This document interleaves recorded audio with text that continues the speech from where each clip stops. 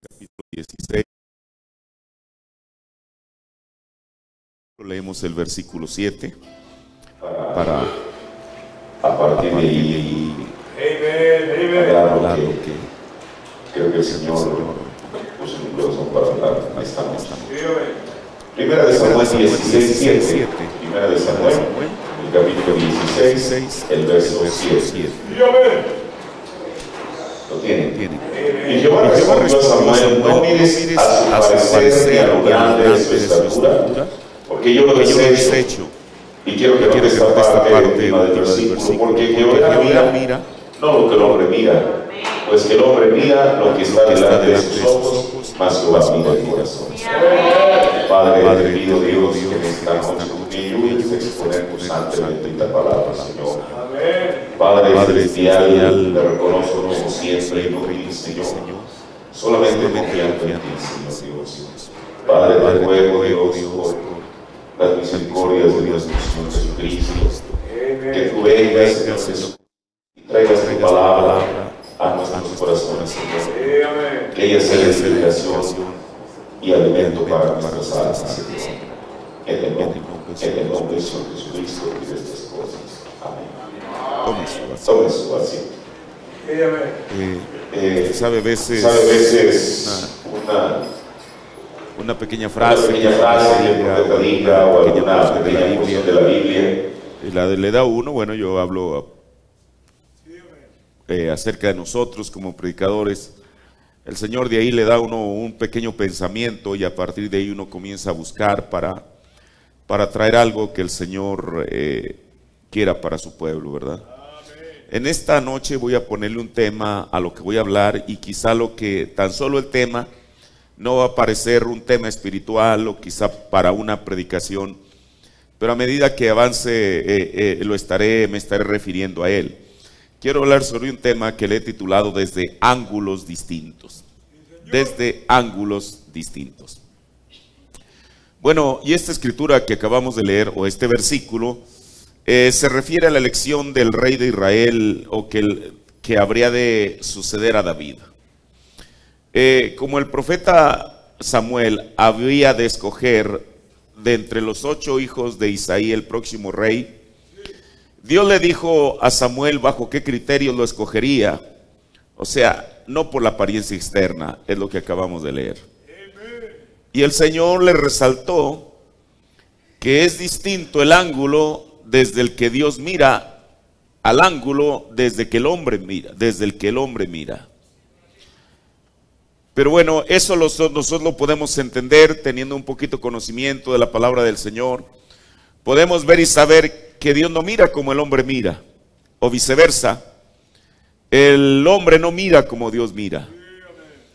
Pero lo más difícil para Samuel es que el Señor no le dio opción, sino que le dijo que él tenía que mirar desde el ángulo de Dios. Es decir, que Samuel tenía que mirar el corazón. Si el Señor nos dijera eso a nosotros en esta noche, yo particularmente diría: Señor, esa responsabilidad es demasiado alta para mí, porque yo soy humano y mi vista se puede equivocar, y a veces puedo hacer, bueno, si ese fuera el caso, yo diría: Señor, yo tengo una gran probabilidad de no dar en el blanco con el requisito que tú estás pidiendo. Sin embargo, con Samuel había una diferencia, porque Samuel no era un predicador común, como lo puedo ser yo, como lo puede ser alguien más. Samuel era un profeta, y la Biblia se refiere a él en términos de que Samuel era un vidente. O sea, Samuel podía ver por encima o más adentro de la apariencia física. Samuel, al ser un profeta, podía ver lo que estaba en lo más recóndito, en el corazón de la persona. Por eso, bajo esa regla que el Señor le dio, cuando terminó aquella pasarela de 7 hijos de Isaí, Con todo y eso, Samuel no estaba satisfecho. Y dijo, ¿no tendrás uno más? Y efectivamente había uno más. Cuando Samuel lo ve, él no titubea en ir y tomar el cuerno y derramarlo sobre la cabeza de David. Porque Samuel estaba viendo, no como el hombre iba a ver, sino como Dios quería que viera. Ahora, hay varios pasajes bíblicos que resaltan la perspectiva dependiendo desde el ángulo del que se ve. En esta tarde voy a tomar 3 ejemplos y espero que esto a nosotros nos deje una lección que aprender en esta noche. Mire, uno de los pasajes bíblicos muy conocido es o fue el ángulo desde el cual Dios vio a Israel y el ángulo desde el cual Balaam vio a Israel. Mire, uno puede tomar muchos ejemplos. El profeta de Dios dice que Faraón y Moisés miraron al pueblo de Israel desde la misma ventana. Y cada uno de ellos vio en las mismas personas, no eran diferentes grupos, en el mismo grupo vieron 2 cosas distintas. El profeta de Dios dice que Faraón vio a un grupo de personas, esa es la palabra que él usa, embadurnadores de lodo. Que estaban ahí como se ve en la película Los 10 Mandamientos, con los pies revolviendo la paja y el lodo. Esto, hermano, a la vista natural, ¿qué más podía ver una persona? Eso era lo más que podía ver. Un grupo de esclavos que estaban haciendo ladrillos. Pero cuando Moisés los ve, no desde un ángulo distinto, desde la misma ventana, dijo el profeta, Moisés los vio como los elegidos de Dios y herederos de la promesa. Ahora, en esto que vamos a ver acerca de Dios y Balaam, ¿cómo miraron al mismo pueblo, a Israel? Mire, el hermano Branham nunca esconde, porque la Biblia tampoco lo esconde. Y él dice que sí había muchas cosas malas en el pueblo de Israel que les hacía merecer la maldición. Pero Israel seguía siendo el pueblo de Dios. Ahora, el ángulo desde el que Dios los miraba era completamente distinto al ángulo desde el cual Balaam los miró. Veamos el ángulo de Dios. En Números 23:9, este es Dios mirando a Israel y dice, porque de la cumbre de las peñas lo veré. O sea, Dios lo estaba mirando de arriba abajo. Porque de las cumbres de la peña lo veré. Y desde los collados miraré. ¿Y qué es lo que el Señor miró? He aquí un pueblo que habitará confiado. Ahora, la palabra confiado que dice en la Biblia, en la versión que el profeta leía dice, he aquí un pueblo que habitará solo. Esas palabras, aún si nuestra Biblia en español dijera solo, no entenderíamos a lo que se refiere. Hoy en día lo entendemos por causa de la revelación del mensaje de la hora. ¿Qué dijo el profeta? Que eran solo. Y mire lo que sigue diciendo. Y no será contado entre las naciones. O entre las gentes. O sea, el profeta dice que Israel, el Señor lo vio como un pueblo solo, que no iba a ser contado entre las denominaciones. Dios lo había llamado para que fuera distinto. Y todos sabemos cómo es que el Señor dijo, y ahí Él emitió una profecía que ha estado vigente generación tras generación, siglo tras siglo, milenio tras milenio, que dice que el que maldijere o el que bendijere a Israel será bendito, y el que maldijere a Israel será maldito. Pero ahora, ¿cuál fue el ángulo desde el cual Balaam los vio? Aquí mismo en Números, solamente el capítulo 23, vamos al versículo 13. Y estas son las instrucciones que Balac le está dando a Balaam. Le dice: ruégote que vengas conmigo a otro lugar desde el cual los veas. O sea, en el versículo 9, el Señor, Él dijo que Él los iba a ver desde las peñas, los de la cumbre de las peñas, y desde los collados los iba a mirar.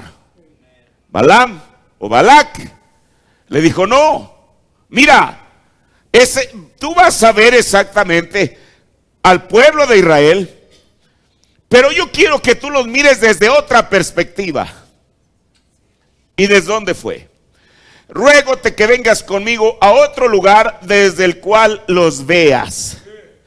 Y yo voy a leer lo que dice la versión antigua, que así es como se asemeja a lo que dice la Biblia que el profeta leía. Su extremidad, o sea, lo más extremo solamente verás, que no los verás todos, o que no lo verás todo, y desde allí me los maldecirás. O sea, Él lo estaba llevando para que mirara al pueblo de Israel desde otro ángulo. No, o sea, que no fuera del mismo ángulo del cual Dios los estaba viendo, de las cumbres, de las peñas, ni de los collados, sino desde otro ángulo. Y le dijo: y solamente esto es lo que vas a ver. Lo demás, tú no lo vas a ver, solamente esto. Ahora yo quiero que note. Y Balac sabía que si Balaam los veía desde este ángulo, estaba quizá para él más que justificada una maldición. O sea, en otras palabras, con lo que Balaam iba a ver, él iba a determinar que merecían ser maldecidos. Ahora, Dios los estaba mirando desde arriba y Balaam los estaba mirando, digámoslo así, a ras de tierra. Como dice la Biblia, desde la parte más extrema. El profeta de Dios dijo: desde la peor parte. Ahora, pero aquí se agrega algo.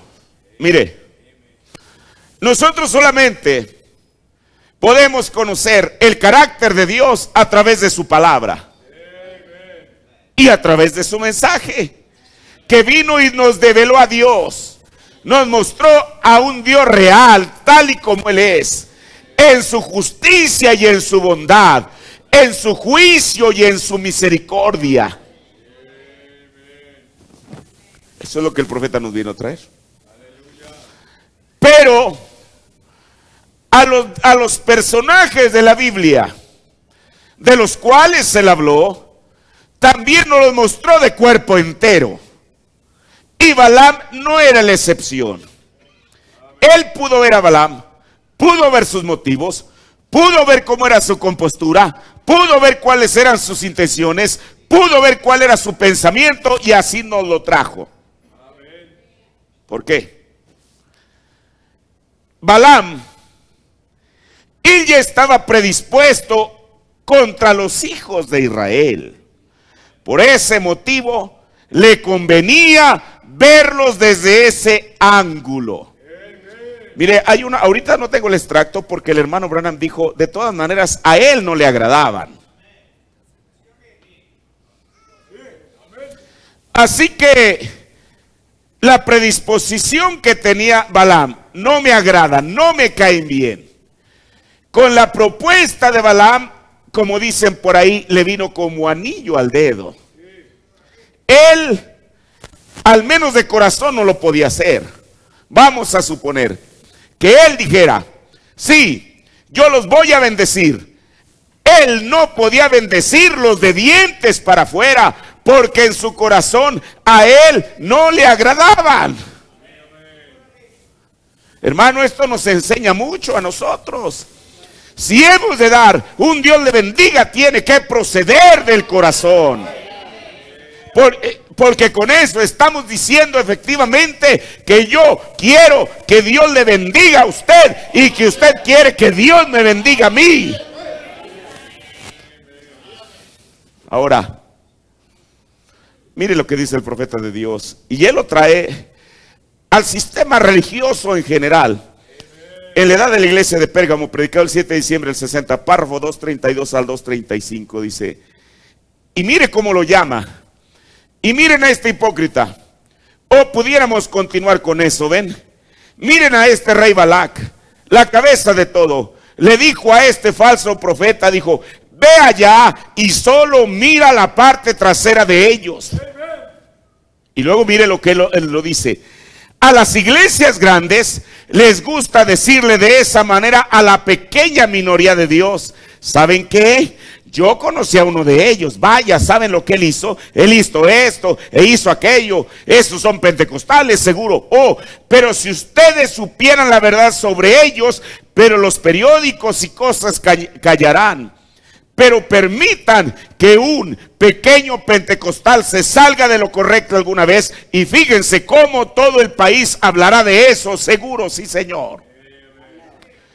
Pero ahora, fíjense, él dijo, solo mira la parte trasera, la parte de atrás, la peor parte de él.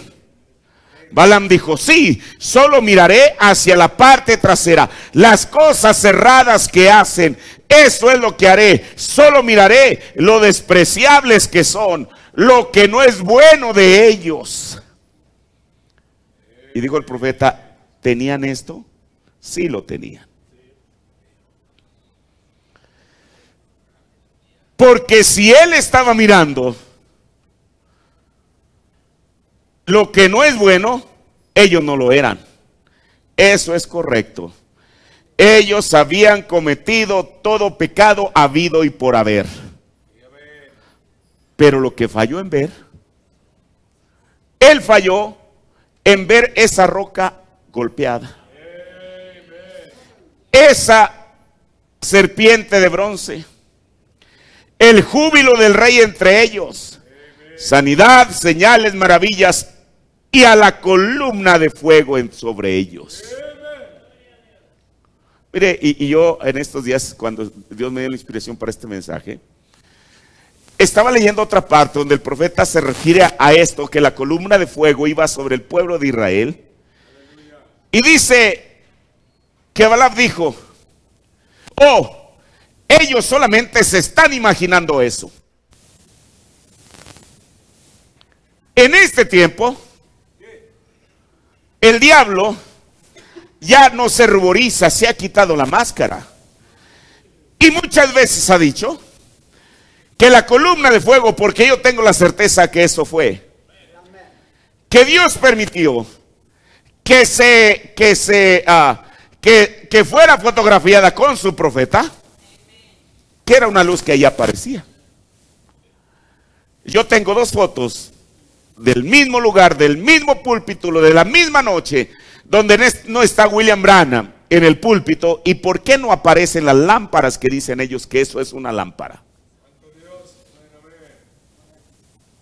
En otra ocasión, todos hemos visto la foto de Dallas, Texas, de 1964, donde el profeta está y tiene en su hombro derecho, así como una franja aquí sobre la solapa de su saco. Ellos dijeron, no, es que la puerta estaba entreabierta y fue una luz que ahí apareció, la luz de adentro. para sorpresa de ellos, yo tengo una segunda foto del mismo lugar y prácticamente al mismo momento, donde William Branham no está solo, está con otros y la puerta sigue entreabierta. ¿Y por qué no apareció cuando está con los otros?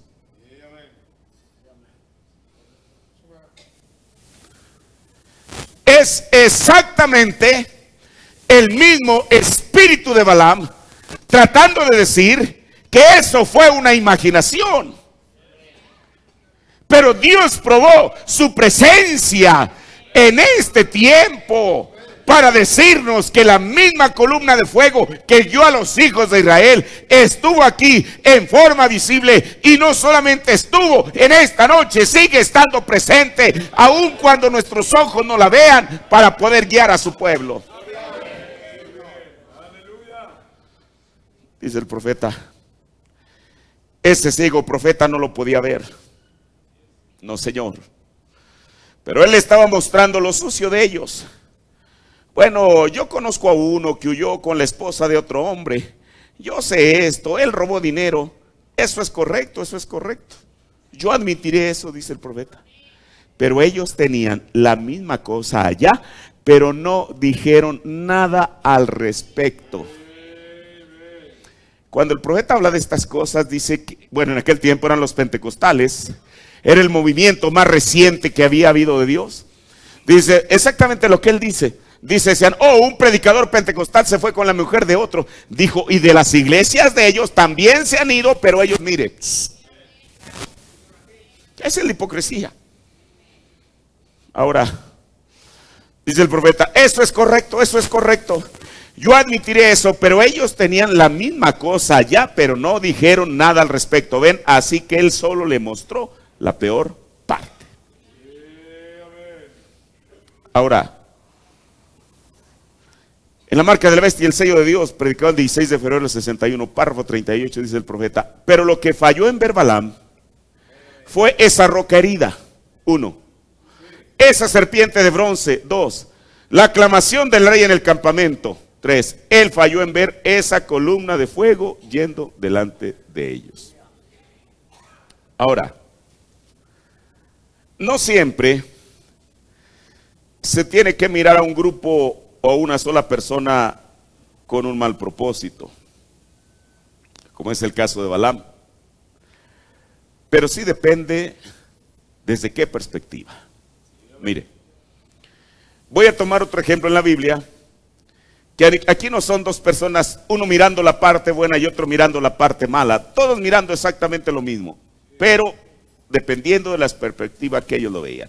Mire, encontramos a dos hombres de Dios, probados por la Biblia, que en una ocasión examinaron a un mismo personaje. Uno de ellos era Santiago y el otro era el apóstol Pablo. En sus epístolas, ellos examinaron a un hombre, ambos siendo judíos, tanto Santiago como Pablo, que ellos procedían de ese linaje. Y ese personaje al cual ellos examinaron en sus escritos fue Abraham. Veamos a Santiago. ¿Cómo fue que Santiago lo vio? Santiago justificó a Abraham por las obras de Abraham. Y él lo dice precisamente en su epístola en Santiago, el capítulo 2, el verso 21 al verso 23. Pregunta él, ¿no fue justificado por las obras Abraham nuestro padre cuando ofreció a su hijo sobre el altar? ¿Y no ves que la fe obró con sus obras y que la fe fue perfecta por sus obras?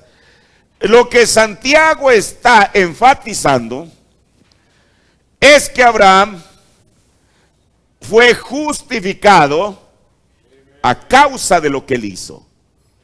O sea, la obediencia a Dios, las obras que él mostró hacia Dios. Y luego él cita la escritura de Génesis, donde dice, y fue cumplida la escritura, que dice: Abraham creyó a Dios y le fue imputado por justicia y fue llamado amigo de Dios. Ahora, yo no estoy diciendo que el ángulo desde el cual Santiago estaba viendo a Abraham era un ángulo equivocado, claro que no. Pero bueno, mi tema es desde distintos ángulos. O sea, el hecho de que alguien, bueno, el caso de Dios y Balaam era otra historia. Pero el caso de que una misma cosa, un mismo evento, una misma persona se vea de distintos ángulos, no quiere decir que alguno de ellos precisamente tengan que estar errados. Como es este caso. Ahora, este es Santiago. Él dice: Abraham fue justificado por lo que hizo, por las obras que él hizo. Pablo, el apóstol y mensajero de la primera edad, examina al mismo personaje, Abraham, y dice en Gálatas 3 del 6 al 8: como Abraham creyó y le fue imputado por justicia, que es exactamente la misma escritura que Santiago está citando, creo que es Génesis 15.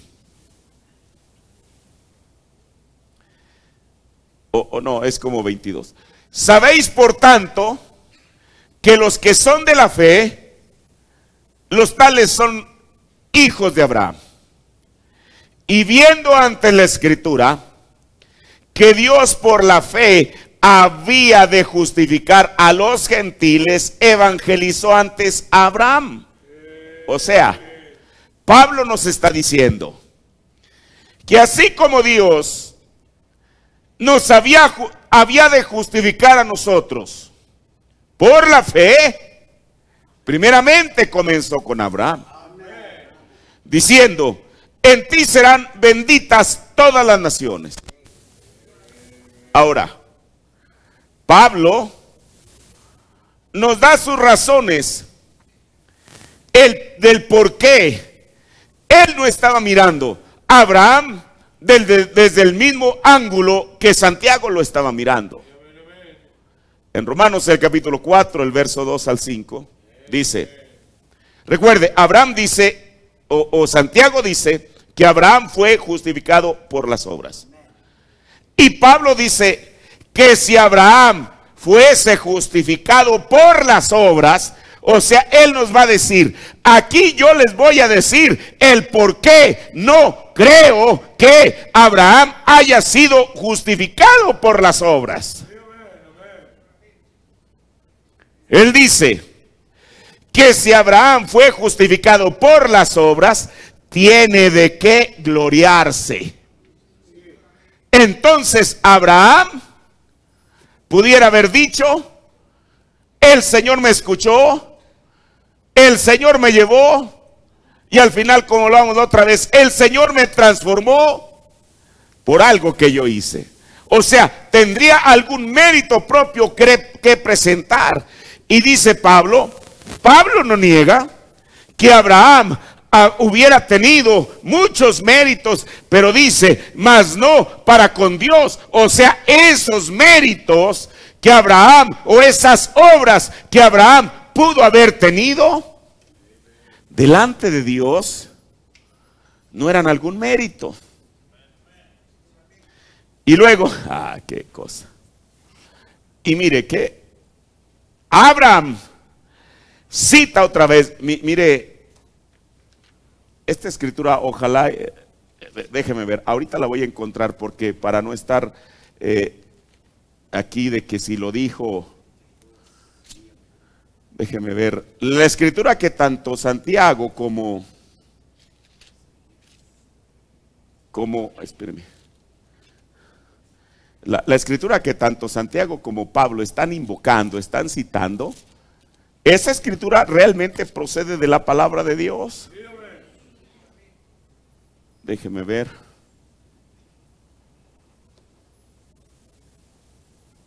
Ok. Mire, permítame, ya solamente se la cito. Sí, es Génesis.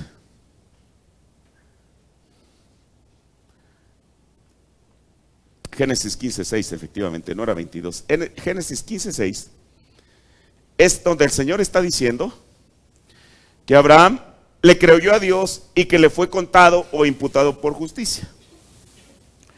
Y entonces dice Pablo aquí en Romanos, el capítulo 4, de lo que estamos leyendo. Porque, ¿qué dice la Escritura? Romanos 4:3. Y creyó a Abraham y le fue atribuido a justicia. Y mire, y él hace un razonamiento tremendo donde dice, pero al que obra, no se le cuenta el salario por merced, sino por deuda. Entendamos esto. Si una persona está empleado para una compañía y la compañía le paga, la compañía no le está pagando porque es una institución de beneficencia pública. Le está pagando un salario devengado por causa de su trabajo. Eso es lo que Pablo nos está diciendo. Que realmente, dice, pero al que obra no se le cuenta el salario por merced, sino por deuda.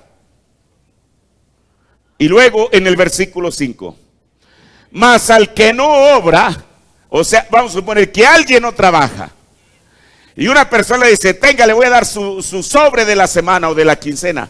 Bueno, ¿qué hizo la persona para merecer aquel sobre? Nada en lo absoluto. Es a donde Pablo nos quiere llevar. Mas al que no obra, pero cree en aquel que justifica al impío, la fe le es contada por justicia.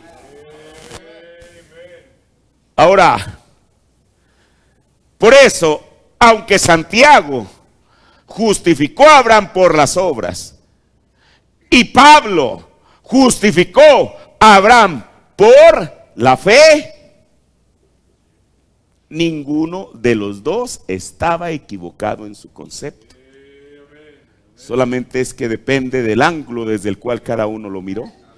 Por eso, Santiago da sus argumentos y Abraham da los suyos. Y no decir, es que está equivocado o aquel está equivocado. Mire, esa escritura o esas escrituras, quizá aún los estudiosos de la Biblia, no sé qué tanto le han puesto el lente ahí, la lupa, para saber y decir, pues sí, ¿verdad? Santiago está diciendo una cosa de Abraham y Pablo está diciendo otra cosa distinta de Abraham, cómo él fue justificado. El profeta nos la trae, pero no solamente nos lleva nuestra vista hacia ello, sino que esto, que aparentemente es una contradicción en la Biblia, el profeta lo aclara. Mire, y yo creo que esto es un buen punto de partida. Porque en la Biblia, y más en los evangelios, si usted los examina cuidadosamente, hay cosas que uno dice acá que el otro no dice, o que acá dice y acá dice distinto. Y entonces, por eso la gente, la persona que lee la Biblia con una mente natural y humana solamente va a encontrar contradicciones en ella. Y van a decir, pero es que aquí dice esto y acá dice esto, distinto. Pero cuando el Hijo de Dios lee la Biblia por medio de la inspiración del Espíritu Santo, va a encontrar dos dientes de un engranaje que lo único que requieren es encontrar su lugar.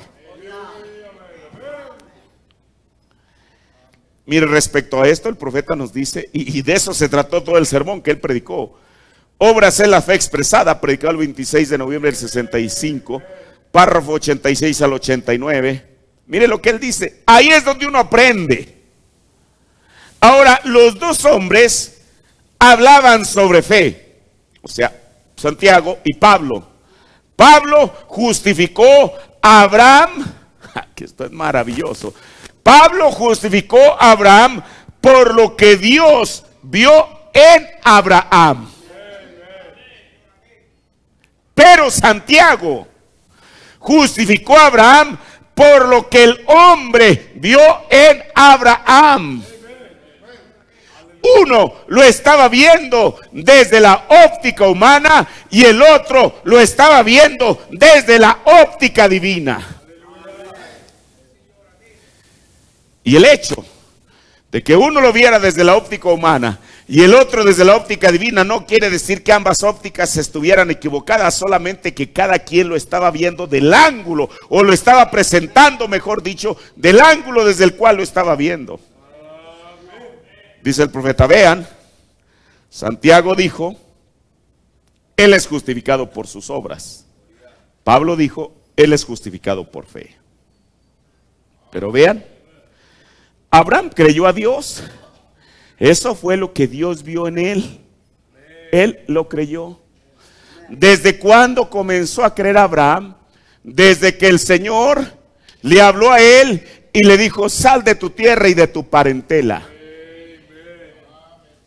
a una tierra que yo te mostraré. Y no le dio un GPS ya programado de inicio de ruta y final de ruta para que Abraham solamente lo fuera siguiendo. Abraham iba, hermano, iba bajo mandato de Dios a una tierra que el Señor nunca le dijo dónde estaba. ¿Qué mostraba eso? Que Abraham a diario tenía que caminar por fe. Un día avanzaba un tramo, el Señor no le había dicho la ruta del día siguiente, pero al día siguiente se levantaba diciendo, Señor, heme aquí. ¿Cuál es la ruta que tú quieres que yo siga para este día? Y esa es exactamente la misma caminata de todo hijo de Dios. A veces necesitamos o queremos ver el futuro. ¿Para qué necesitamos ver el futuro? Sino decir, Señor, cada día aquí estoy. Muéstrame el camino que debo seguir. Porque después de todo Jesús dijo que cada día tiene su afán. Señor, pero hoy no tengo trabajo, ¿qué va a hacer de mañana? Usted no se preocupe, Él sigue siendo Jehová, proveerá. Señor, estoy en un problema, no sé qué hacer el día de hoy. No se preocupe, el día de mañana Él mostrará. Oh Dios, Él lo creyó. Pero vean, Abraham creyó a Dios. Eso fue lo que Dios vio en él, vio la fe. Y aún el Señor le dijo, mira Abraham, cuando Él le pidió a Isaac, Él reconoció y dijo, mira que tú no me has negado a tu hijo, tu unigénito. Pero vean, Abraham creyó a Dios, eso fue lo que Dios vio en él, él lo creyó. Pero entonces cuando él comenzó a hablar, pero entonces cuando él comenzó a actuar como si ya hubiese sucedido, eso fue lo que el hombre vio en él. Por eso la fe no está en conflicto con las obras, ni las obras están en conflicto con la fe. Cada una de esas cosas tiene su lugar. Ahora, voy a tomar otra parte de la Escritura. Mire, en el ministerio de Jesús sucedió lo mismo. Hay algunas cositas que el Señor tiene ahí en su palabra, que uno cuando comienza a leer la palabra de Dios, una las encuentra y son pequeñas perlitas que Dios deja allí para que nuestra vida pueda ser edificada y para poder tener un mejor entendimiento del carácter de Dios. Porque mire, para mucha gente Dios es incomprensible. Y a veces a lo mejor hasta llegamos al reclamo, decir, Señor, ¿por qué? Muéstrame. Y resulta que el Señor a veces no muestra nada. Pero uno tiene que, hermano, uno tiene que comprender el carácter de Dios para poder entender a Dios. Como dijo el profeta de Dios, cuando la Biblia habla de aquellas virtudes para llegar al amor divino, una de ellas es paciencia. Y el profeta de Dios dijo que esa paciencia no es de un ser humano a otro, dijo, es tenerle paciencia a Dios. Todos nosotros sabemos de sobra que Dios nos tiene paciencia. Pero ese tipo de paciencia a la que se refiere Pedro es tenerle paciencia a Dios. Dijo el profeta, ¿qué significa eso? que si Dios promete algo y aún no lo cumple como nosotros esperamos o queremos o en el tiempo que queremos, Dios sigue siendo Dios. Mire, Jesús.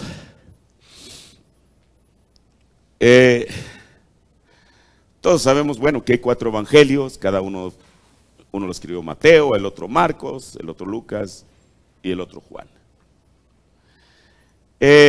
Aquí vamos a ver la perspectiva de 2 de aquellos escribas que ellos captaron en una parte específica del ministerio de Jesús. El profeta nos ha enseñado, bueno, la gente natural solamente puede ver a los evangelios y a sus escritores.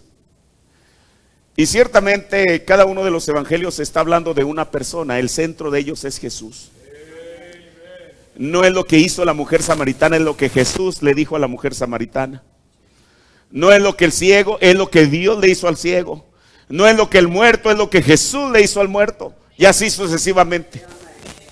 Son las obras de Jesús. El personaje, el eje principal es Jesús.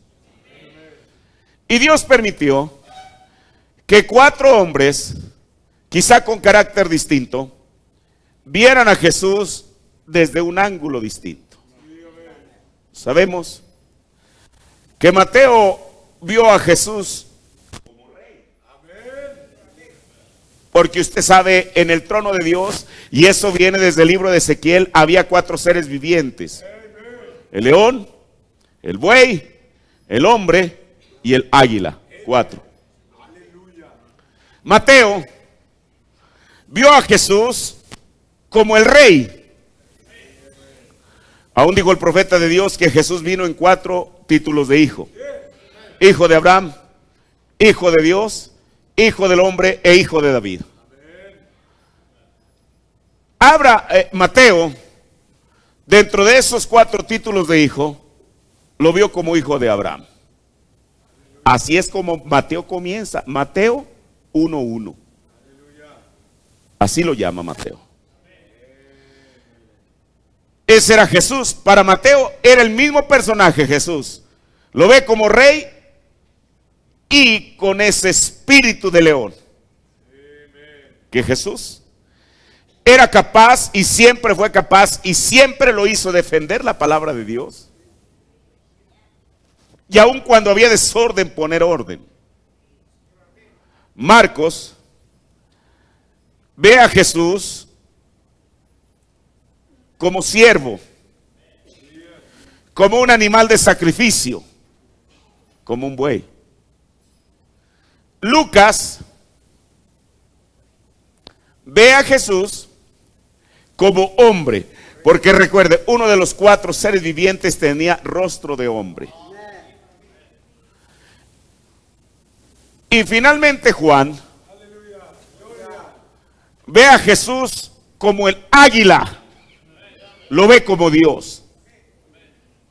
Por eso, como hemos dicho, Mateo presenta la genealogía de Jesús desde Abraham. Lucas va más allá y presenta la genealogía de Jesús desde Adán.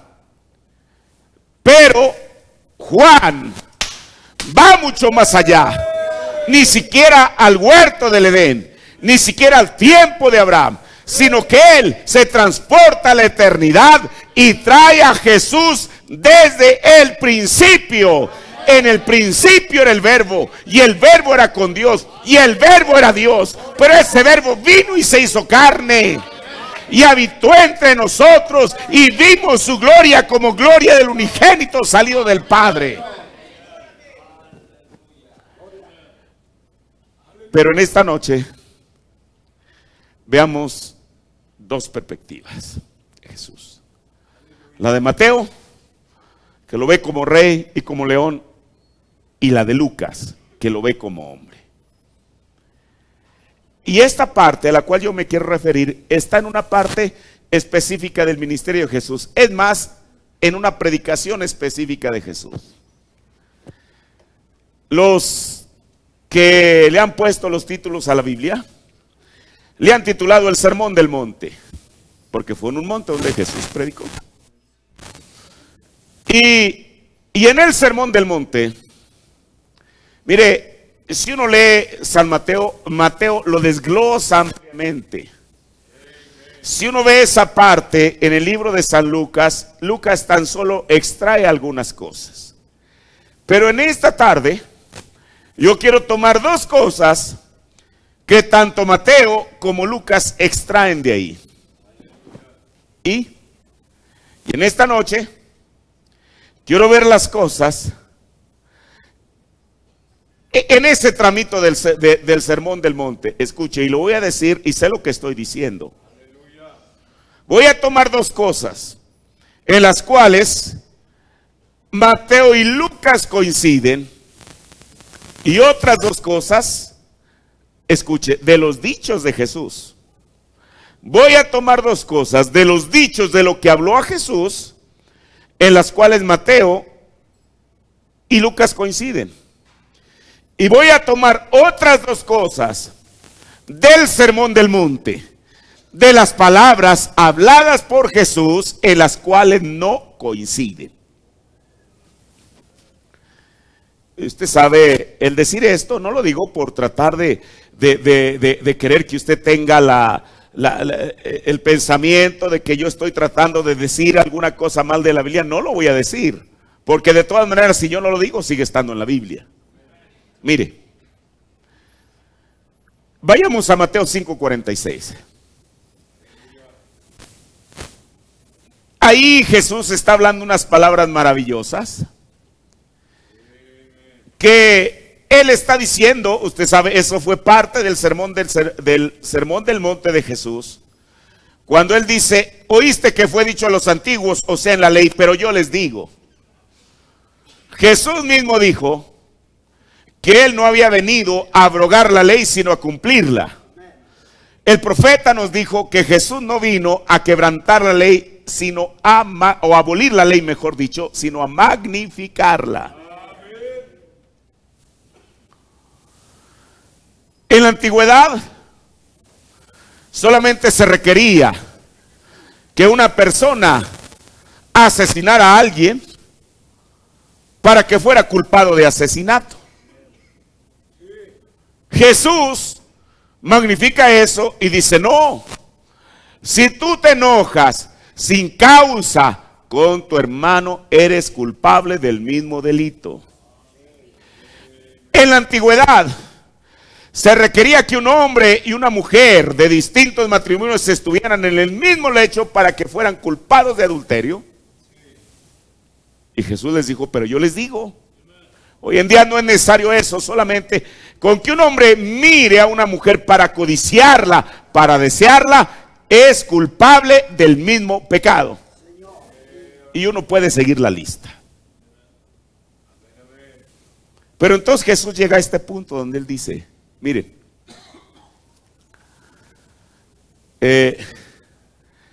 no amen solamente a sus amigos, sino amen también a sus enemigos.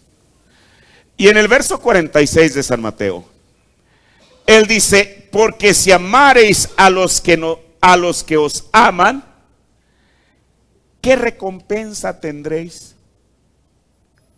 Jesús dijo: ¿no hacen también lo mismo los publicanos? Esa es una conducta y una actitud natural de cualquier persona. Si me amas, te amo. Si me odias, te odio. Ahora, esto que Jesús está diciendo es verdad. Bueno, todo lo que Él dijo es verdad. Pero ahora tomemos lo que San Lucas toma de esa misma parte del Sermón del Monte. En Lucas 6:32.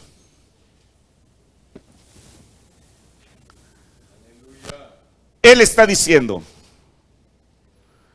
porque si amáis a los que os aman, ¿qué gracia tendréis? Porque también los pecadores aman a los que los aman. O sea, si usted toma Mateo y lo que dice Lucas, ambos están hablando exactamente de lo mismo a lo cual Jesús se está refiriendo. Ahora mire, voy a mencionar esto aquí. Aquí mismo en Mateo, en el capítulo 7, en el versículo 12, hay lo que los teólogos, y aún el profeta la llamó así, la regla de oro. ¿Qué dice la regla de oro?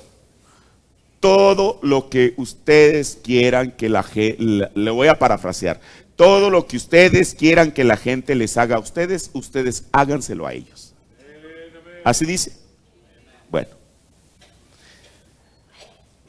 En esa regla de oro, Jesús nos manda a hacer a los demás lo que quisiéramos que ellos nos hicieran a nosotros. Mire, y yo le voy a decir algo, y se lo voy a decir con propiedad. Esa regla de oro que está en Mateo 7:12, no fue un dicho único de Jesús.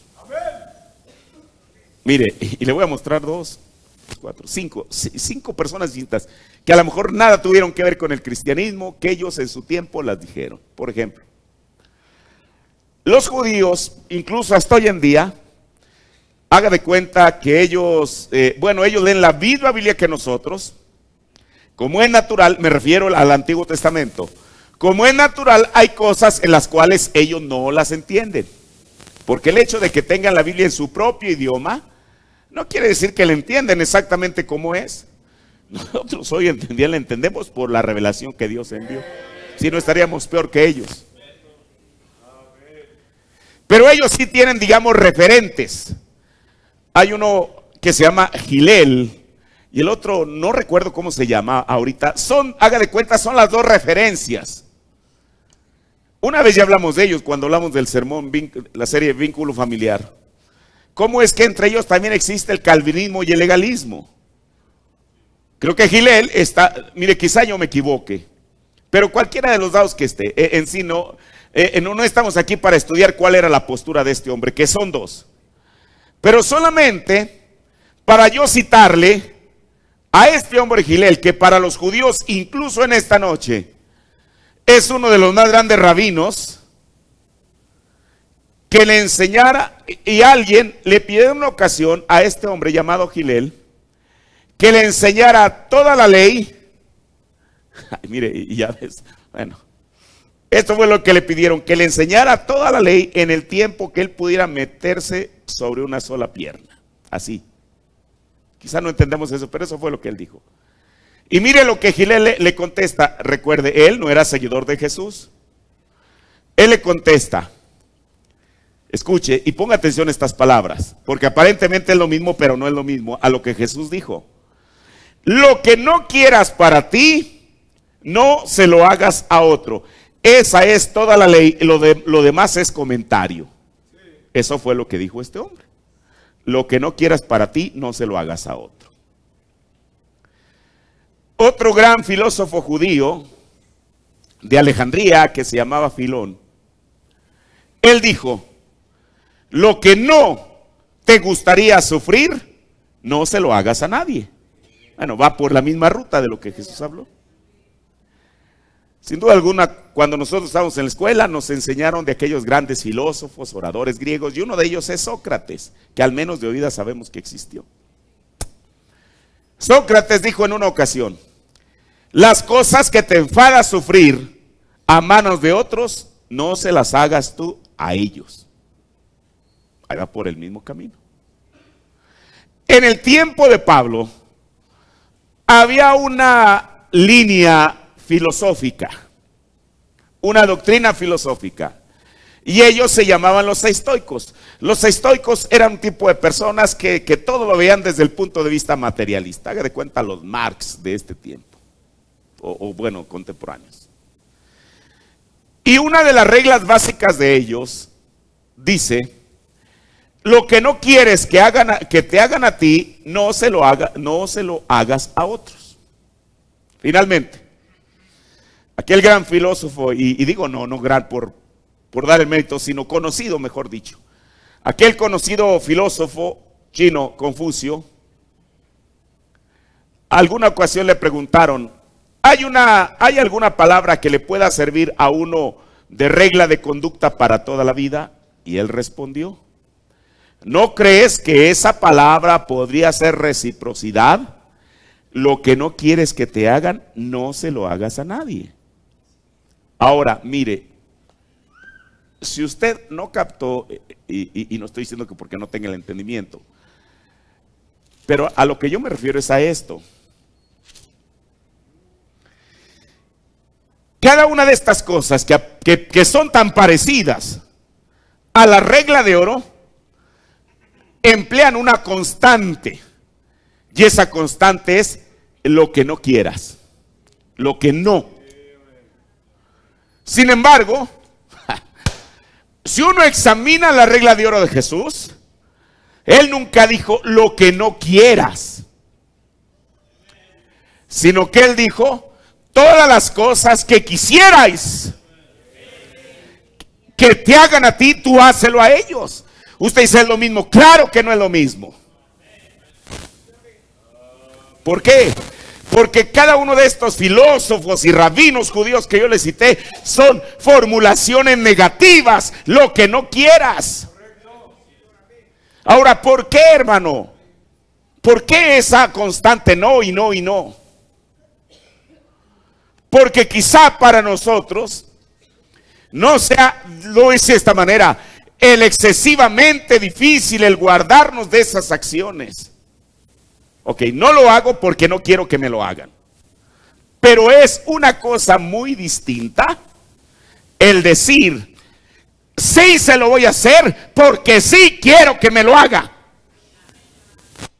Ahí reside la gran diferencia.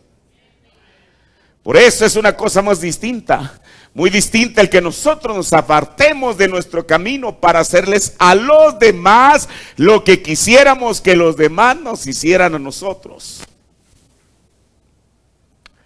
¿Qué es lo que podemos aprender de esto?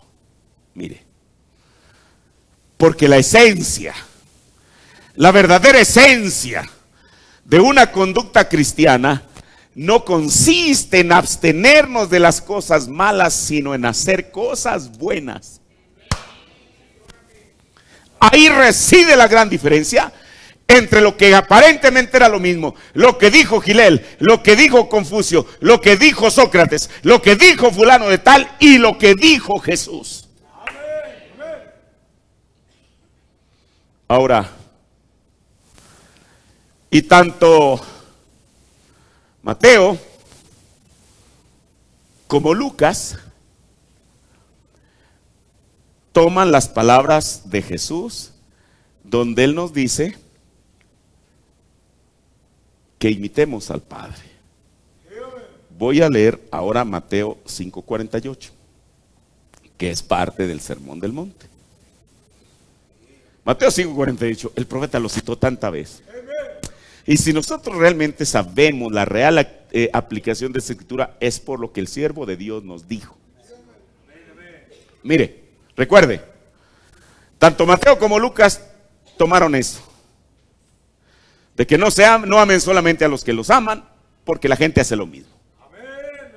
Ellos estaban, ahora claro, Mateo está escuchando, Lucas está escribiendo lo que él investigó.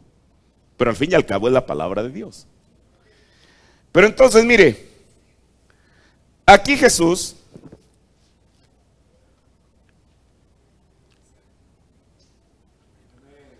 aquí es, voy a tomarlo así y lo voy a decir de esta manera, aquí es donde Mateo y Lucas no coinciden. Mateo 5:48.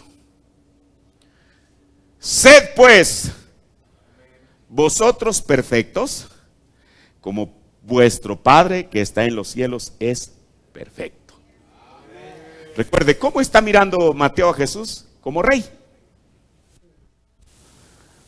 Traigámoslo a nosotros, todos nosotros, cada vez que leemos esta escritura, es un reto para nosotros.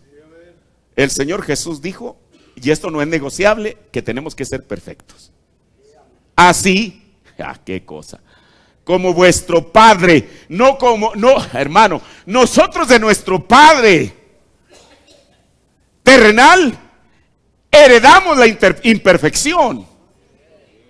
Por eso Jesús, sabiendo eso, dice, ustedes sean perfectos como vuestro Padre.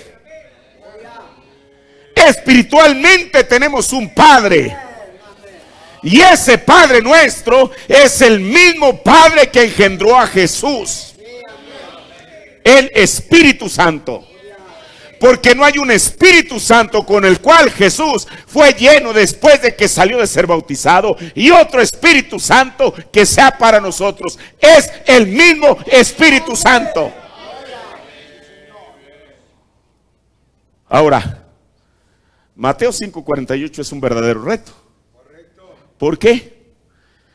Porque cuando el creyente se mira a sí mismo buscando ser perfecto, siempre fracasa en su intento. Y si una persona es honesta consigo misma, va a decir, pues es verdad. Yo lo estoy experimentando a diario, supongo que usted también. Mire, y aquí el profeta dice algo para ubicarnos en nuestra realidad en esto. En el sermón El acercamiento provisto de Dios para el compañerismo divino, predicado el 30 de junio del 60, párrafo 16, dice él: siempre ha sido el programa de Dios el encontrarse con el hombre bajo la sangre. Es porque él mira al hombre a través de la sangre y lo ve blanco. Fuera de eso, él es un pecador. Nada, ustedes mismos no pueden limpiarse. No hay nada que ustedes alguna vez pudieran hacer para mejorarse ustedes mismos. Escuche, no hay nada que ustedes alguna vez pudieran hacer para mejorarse ustedes mismos. Entonces yo podría hacer algo para ser perfecto. ¿Usted lo podrá hacer?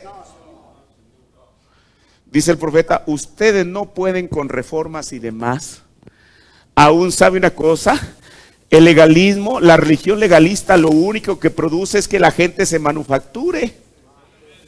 ¿Sabe por qué? Porque no se embriaga. Porque el Señor lo va a castigar y lo va a enviar al final al infierno.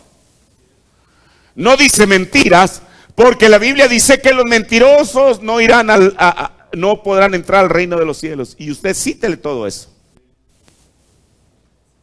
Pero el deseo de embriagarse, de mentir, de robar y toda la lista sigue estando aquí, para desgracia del hombre. Pero ¿qué hace el legalismo? Lo reforma solamente. Lo tiene, hermano, no camisa de fuerza. Por eso, ¿cuánta gente? Y lo digo de la mejor manera, que profesó cristianismo alguna vez, de pronto usted lo ve metidos más a donde estaban. ¿Por qué? Porque todo el tiempo que estuvieron en la iglesia, estuvieron en una camisa de fuerza. El verdadero poder de Dios para transformar es cuando Él arranca el deseo del corazón de la persona. Eso es, no el legalismo, hermano. Dice el profeta, ustedes no pueden con reformas y demás hacer lo que igual, y esto ya lo cité, pero ahora se lo voy a leer del profeta. Igual que un leopardo tratando de quitarse sus manchas, lamiéndolas, solo las hace más brillantes. Eso es lo que le produce al hombre, tratando de ser perfecto en sí mismo. Y entonces uno dice, ay hermano, pues entonces me acaba usted de dar una mala noticia. Nadie va a cumplir esta escritura que Jesús habló en Mateo 5:48. Permítame decirle lo que dice el profeta. Entonces, ¿cómo puede ser el cristiano perfecto? En Hebreos capítulo 5 y 6 parte 1, párrafo 76 al 78. Ese fue el mandamiento de Jesús. Sedlo vosotros, o sea que sed vosotros perfectos. Ellos dicen, nadie puede ser perfecto. La Biblia dice, no hay nadie perfecto. Allí tiene usted la contradicción. Y dice el profeta, ¿lo es? Dice muy bien. Ustedes no pueden ser perfectos por su cuenta. Si ustedes están confiando en lo que han hecho, están perdidos. Oiga, hermano, si hay algo que puede desanimar a cualquiera es esto, pero son las palabras de un profeta. Así que sed vosotros perfectos, así como Dios es perfecto. Hermano, si esa fuera la única cita que hay, estamos acabados. Porque si ustedes ustedes no pueden ser perfectos por su cuenta. Si ustedes están confiando en lo que han hecho, están perdidos. ¿Va?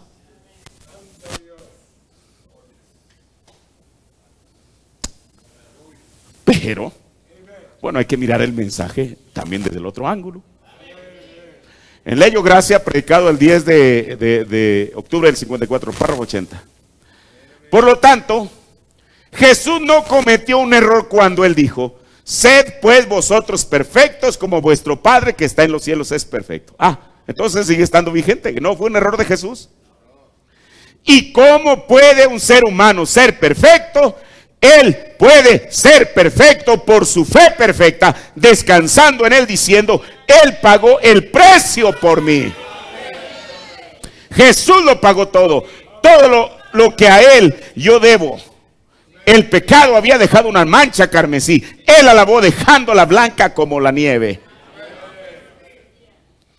En las 5 identificaciones definitivas de la verdadera iglesia del Dios vivo, párrafo 34. Sed vosotros perfectos, aun como vuestro Padre Celestial es perfecto, dijo Jesús. ¿Cómo puede uno ser perfecto? Uno no puede. Uno nació en pecado, formado en iniquidad. Vino al mundo hablando mentiras.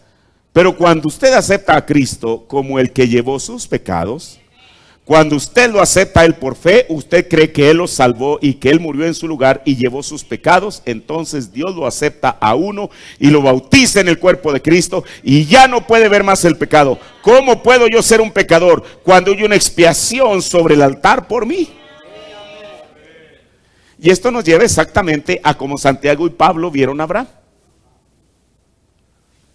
Si usted me ve a mí, ahora sí que como diría el hermano Jorge Ortega, de la mollera a la planta de los pies, todo lo que ve fallas. No, y no se preocupe, si yo lo veo a usted también, no crea que voy a verlo distinto. Pero,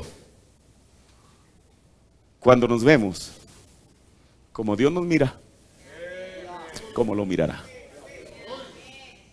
Ahora, ya estoy terminando. Voy a ver, recuerde, ya vimos las dos partes del Sermón del Monte donde tanto Mateo como Lucas coinciden. Estaban escuchando, bueno, Lucas no estaba escuchando, pero él se dio cuenta de que Jesús había dicho eso. Lo que Mateo dice, en Mateo 5:48, ya vimos, y mire, sobre esto de ser perfectos, hay infinidad de citas. Desde luego, yo no voy a traer 20 por causa del tiempo, y en todas el profeta dice lo mismo. Pero solamente me voy a regresar otra vez solamente a lo que es la Escritura para ver la diferencia. Sed pues vosotros perfectos como vuestro Padre que está en los cielos es perfecto. De memoria no la sabemos. Cuando Lucas escribe esa misma parte, vea cómo la escribe. Lucas 6:36.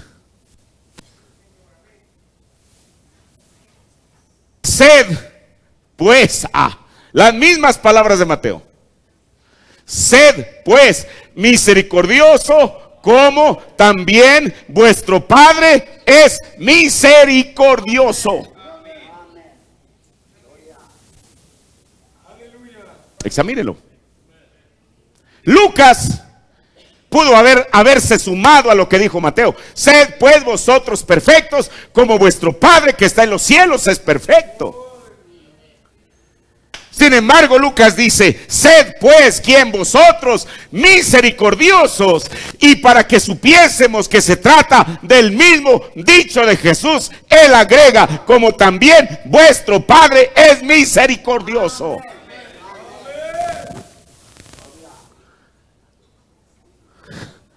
¿No es tremendo eso? Pero entonces, ¿quién tiene la razón? Ambos tienen la razón. ¿Sabe una cosa? Porque Mateo vio a Jesús desde este ángulo, lo vio como rey. Y como rey no hay algo menos que Dios pueda exigir, demandar de usted y de mí, sino perfección. Lucas se viene de este lado y ve lo mismo, pero ahora él nos ve como hombres. Y dice: sed no perfectos, sino sean misericordiosos. así como vuestro Padre es misericordioso. Ahora, nosotros recibimos misericordia de parte del Padre.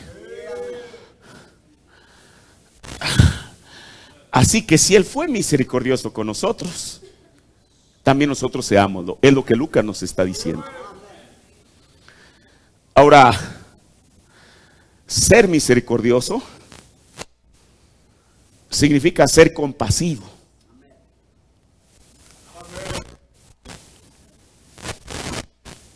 Esto es lleno de aquel, de Dios, que tuvo conmiseración de nosotros. Y que esa conmiseración se debe expresar en palabras, pero también en hechos. Mire, como hemos dicho, y no porque yo lo digo, en la Biblia, en el Nuevo Testamento, hay en los evangelios, debe ser en los evangelios, sí, hay 3 citas donde la Biblia dice que fue movido a misericordia. Una, de aquel que hablábamos del deudor, de aquel que le debía 500 y el otro sabe cuántos talentos debía. El que le perdonó fue movido a misericordia. Él, de la historia del buen samaritano, dice la Biblia que fue movido a misericordia. Y hay otra cita que ahorita no la recuerdo, pero son 3. Pero Dios, ¿qué fue lo que lo motivó a enviar a su Hijo Jesús? Y al decir a su Hijo Jesús sabemos que no somos trinitarios, eso lo entendemos. Mire, si Jesús dijo, sed pues misericordiosos, o perdón, Lucas, bueno, si Jesús lo dijo y Lucas captó este pensamiento. Dijo que seamos misericordiosos como nuestro Padre. El Espíritu Santo es misericordioso. Para saber cómo debemos nosotros demostrar misericordia, tenemos que ver cómo Él mostró misericordia. Porque ese es el comparativo que hace Lucas. Mire, la Biblia dice que Dios no escatimó, esa es la palabra que usa la Biblia, a su propio Hijo. O sea, Él fue tan compasivo, fue tan misericordioso, y se preocupó tanto por nosotros, que no escatimó a su propio Hijo. Mire, y esto no es como las denominaciones lo enseñan, que Dios el Padre se quedó cruzado de brazos mientras veía a Jesús sufrir. No, era el mismo Dios hecho carne. Ahora, ¿por qué el Señor envió a su Hijo unigénito para salvarnos? Por su compasión, su misericordia hacia nosotros. Por eso mire, cuando Jesús dice, sed misericordiosos como vuestro Padre es misericordioso, está diciendo, les dijo a sus oyentes en aquel tiempo, y nos está diciendo a nosotros en esta noche, que imitemos al Padre. ¿Quién es el Padre? El Espíritu Santo. Y la Biblia dice, el apóstol Pablo dijo que el Espíritu, su Espíritu, clama en nosotros. ¿Alguien me ayuda? ¿Qué más dice la Escritura? Con gemidos indecibles. Hermano, pero mire, yo le voy a decir una cosa, para ser perfectos usted no puede hacer nada. Pues ya el profeta nos mostró la realidad. Hacemos lo mejor que podemos. Cada día, Señor, ayúdame, Señor. En este día yo no te quiero fallar, yo no te quiero faltar. Pero eso no nos hace perfectos. El único que puede perfeccionar al creyente es la sangre de Cristo. Pero ser misericordiosos Para cumplir este mandamiento se requiere una gracia especial de parte de Dios en nuestras vidas, para poder cumplir, para poder obedecer este mandamiento. Ahora, como le decía, en la perfección a la que Mateo se refiere, no podemos hacer nada de nosotros para ganarla. Pero la misericordia o bondad a la que Lucas se refiere, eso sí depende de nosotros. Por eso termino. Mi tema es, o fue, desde ángulos distintos. Y termino con esto. Entonces, no siempre, cuando se ve algo desde ángulos distintos, no precisamente tiene que ser que el que acá mire algo bueno y el que acá mire algo malo. Están mirando lo mismo, como Pablo lo miró, como Santiago lo miró, como Lucas lo miró, como Mateo lo miró, y no siempre tiene que ser malo.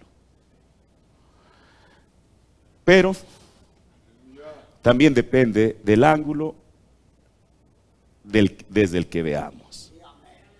Y mire, ¿sabe por qué? ¿De dónde el Señor me dio esta pequeña inspiración? Porque hace años, no sé cuántos, publiqué una cita del profeta que yo ya no sabía ni dónde estaba. Y yo dije, bueno, esto tiene algo que ver. Y ahora ya encontré el sermón, o lo encontré sí, hoy, en un sermón que se llama Yo Soy, predicado el 24 de noviembre del 60, en el párrafo 64, dijo el profeta: mientras más alto sube usted, más lejos puede ver. O sea, escuche, ya termino. Entre más alto sube una persona con Dios, podrá ver más lejos. Esa fue la diferencia, porque Balaam vio a los hijos de Israel desde el suelo, desde la tierra. Pero el Señor los vio desde las cumbres de los collados. Así que quizá nosotros podamos tener incluso, porque eso también es válido, tener distintas perspectivas de la Biblia o del mensaje. Cada quien lo puede ver a su manera. Al final de cuentas va a ser Dios el que va a juzgar quién estuvo equivocado y quién estuvo errado. Pero ¿sabe una cosa?